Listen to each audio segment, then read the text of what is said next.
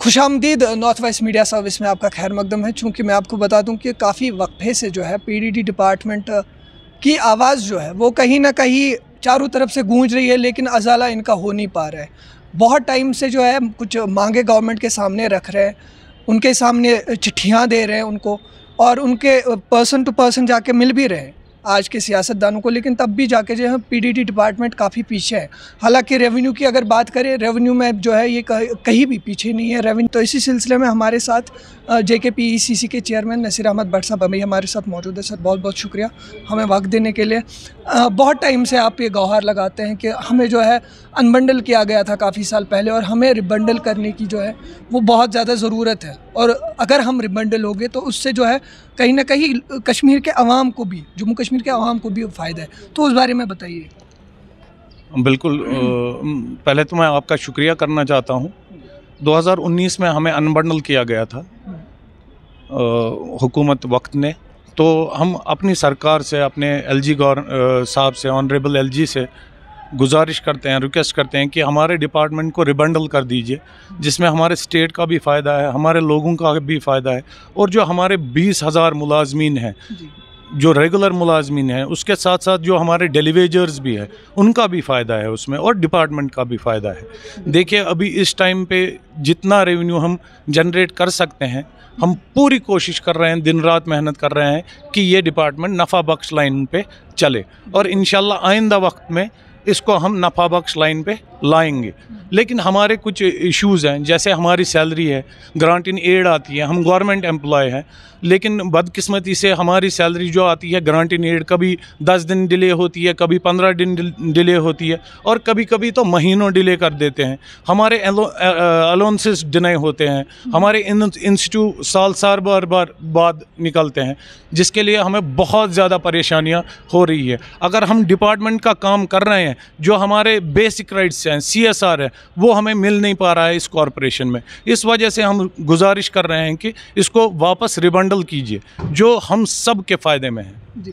तो last time जब आपके स्पोक्स पर्सन से आपने बात की, तो ग्रांट इन एड के बारे में उनसे भी बात की। उनका ये कहना था कि जब भी हमें कोई मुश्किल होती है, लोन वगैरह लेने की दिक्कत आती है, तब जो है हमें बहुत ज़्यादा दिक्कत आती है लोन लेने में भी। बिल्कुल, ये बात सही है। जब आप हमारी सैलरी जाती है JK बैंक में, लेकिन हम पेसिस पे नहीं है। जब हम ऑनलाइन अप्लाई करते हैं या कुछ भी करते हैं, वो कहते हैं नहीं जी आपकी सैलरी ऑनलाइन नहीं आती है, या JK बैंक से बाहर भी जितने भी मुल्क के HDFC बैंक है, ICICI बैंक है, हर एक मुलाजिम जो प्राइवेट कंपनी में भी होते हैं, उनकी सैलरी जो होती है पेसिस पे होती है। वो चेक कर पाते हैं कितनी सैलरी है, कितना इसको दे पाते हैं। लेकिन हमें पहले तो सब डिवीज़न जाना पड़ेगा, वही 1947 की तरह मैनुअली हमें सब कुछ करना पड़ता है, और ये चीज़ें हमें बहुत नुकसान देती है, स्लो पेस पे है। आज हम 2025 में 2047 का काम कर रहे हैं, इसलिए हम गुजारिश कर रहे हैं, जैसे बाकी हम गवर्नमेंट एम्प्लॉय हैं, हमारा हक बनता है पे तनख्वाह लेने का। तो यहाँ पे और एक मुश्किल जो है पीडीडी लोगों को दरकार आ रही है, वो प्रमोशंस की है। हालांकि डेली वेजर्स का मसला जो है वो काफ़ी ज़्यादा उजागर हो गया है इन दिनों। हालांकि जो प्राइवेट मेंबर बिल भी वहीदुर रहमान पारा की जानिब से सबमिट की गई थी, उसको भी जो है राजभवन की जानिब से क्लियरेंस मिल गया, और आने वाले सेशन में वो ऑन टेबल रखी भी जाएगी।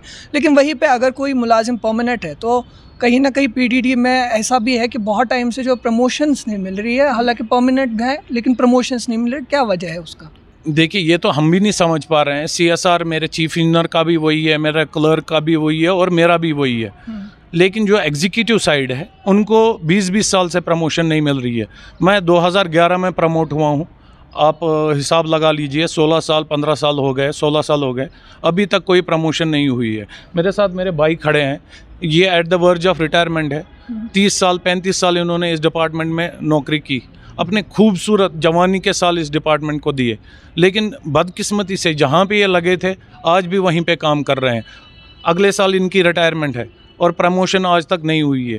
ये क्या वजह है? अगर गवर्नमेंट में हमारी सरकार ने हमारे लिए CSR बनाया, कानून बनाया, उस पर इम्प्लीमेंटेशन क्यों नहीं हो रही है? जी, तो आखिर में आपसे जानना चाहूँगा, इंश्योरेंस का बहुत बड़ा मसला जो है पीडीडी के एम्प्लॉइज़ को आता है। हालांकि बहुत रिस्की जॉब है, जो लाइनमैन्स होते हैं, पोल्स पे चढ़ते हैं, बहुत ज़्यादा तो इस दुनिया से भी रुखसत हो गए इलेक्ट्रिक शॉक्स की वजह से।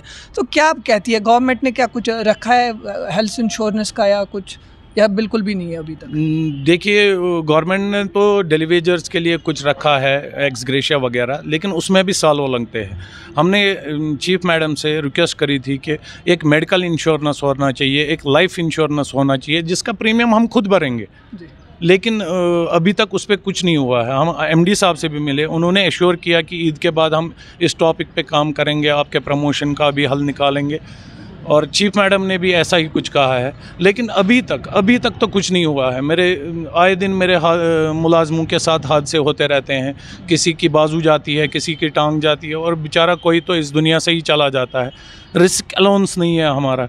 क्या ये रिस्क वाला जॉब नहीं है जिसमें आए दिन हादसात होते रहते हैं?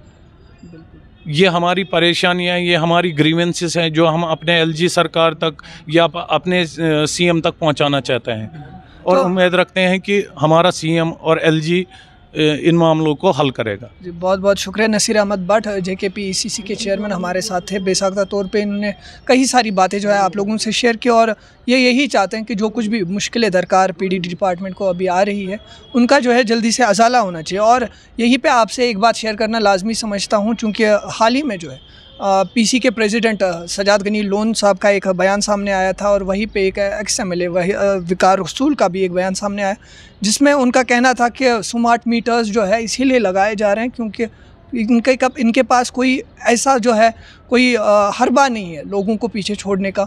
ये चाहते हैं कि पावर जो है वो प्राइवेटाइज हो, और वही वजह है कि ये जो है स्मार्ट मीटर्स लगाने की कोशिश कर रहे हैं। अब आने वाले टाइम पे क्या कुछ होगा, क्या कॉरपोरेशन से निकाल के इनको फिर से डिपार्टमेंट मुहैया किया जाएगा, इनको फिर से रिबंडल किया जाएगा, और जो कुछ भी इनके अजाले हैं वो क्या, उनका जो कुछ भी इनके मुश्किलें हैं उनका अजाला किया जाएगा। देखते रहिए north west media service, Anayat बे के साथ।